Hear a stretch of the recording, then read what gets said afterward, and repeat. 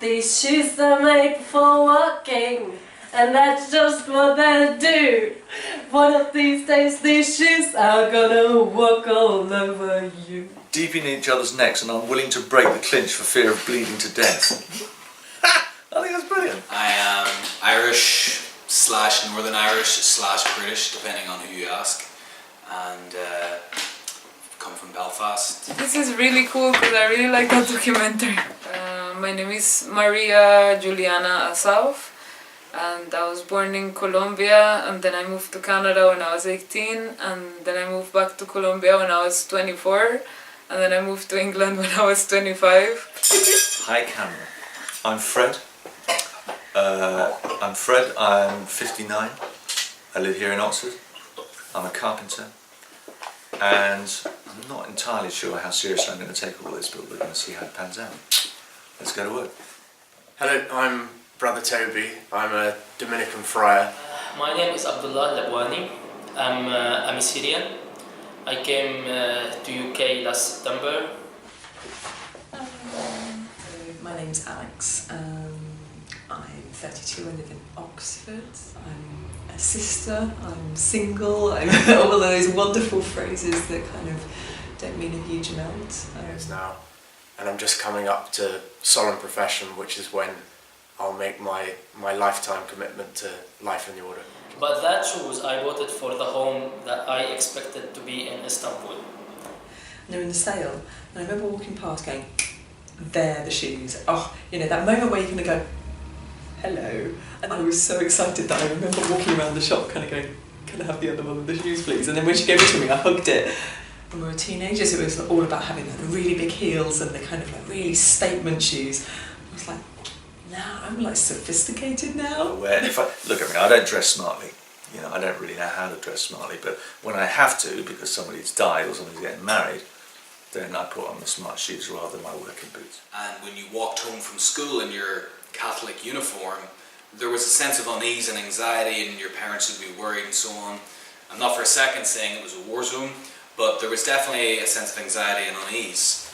And in the last 3 years I've been in Oxford, I've had 2 experiences of being homeless in this city. Actually, I left home for 1 hour, and I was going back after 1 hour, but I couldn't go back because the Assad regime started attacking my town at that time.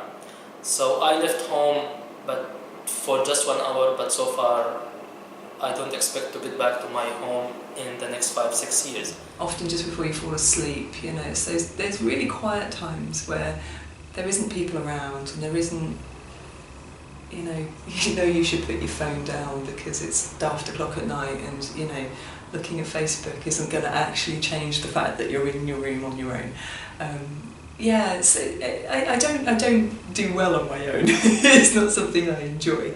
I would say that I pissed away all my advantages pretty comprehensively when I was younger. And that brought out that feeling of that I had never really had before, I admit, of what it might be like to be in a Protestant working class family, living in a predominantly Catholic area, for example. That would not be a comfortable experience for these people. And that was something that hadn't quite crystallized to my mind before I actually was friends with and talked with and socialized with people from the other side.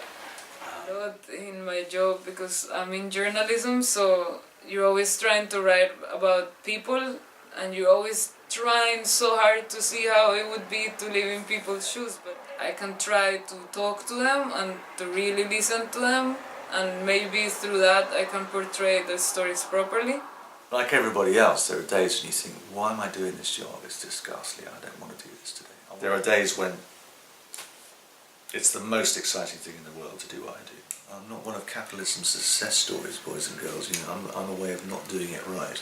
I don't know, it's strange to me even sometimes now, having formerly been a lawyer in the city for 7 years before I joined the order, and I think it's very strange to my friends, but paradoxically my way of life, I've taken a vow of obedience, and I've never felt more free in all my life. I completely experienced the difference from not being able to do that to completely having the whole world open to me when I became citizen in Canada. Because before I was just a Colombian citizen and I had a Colombian passport, and you growing up you already know that you're not gonna get visas for anywhere. You need food, you need somewhere to sleep, so it's safe, and you need love. And it's not love in the intimate way, it's love as in I care enough about you to kind of ask you how you are and mean it and accept that if you say I'm not okay, that might mean a longer conversation, that might mean a hug. I think it's terrible that because of your passport that just determines what your life is going to be. I would hate to leave someone is upset from me if it is my fault. If I did something wrong to him and I left this life before I fixed this. The real secret that I have, and I don't know if it's a realistic secret, is that when I don't have to go to work every day anymore, not that that day will ever come, because actually God knows the bills won't get paid if I don't, I want to make pictures. I would love to inject playfulness into the world. I'd like to leave the world a really nice toilet, you know, but that's random. One toilet's probably not going to resolve our situations, to be fair, but you know, that would be kind of fun. A whole new understanding of what it means to use the toilet, and what does the toilet really mean, and what does it stand for, you know. A whole new way to talk about shit, that would be great. Oh my gosh, that's what I want to do, you know. I want them to have some fun, I want them to play, and I want them to be able to talk about shit. That's what I want to leave.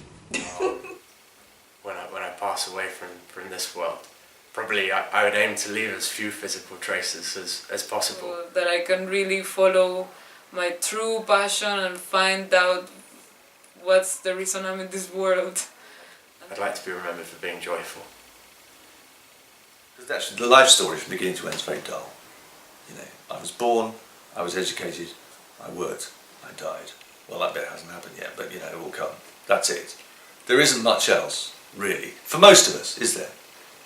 Unless you look at all the little tangents and all the little bits on the side.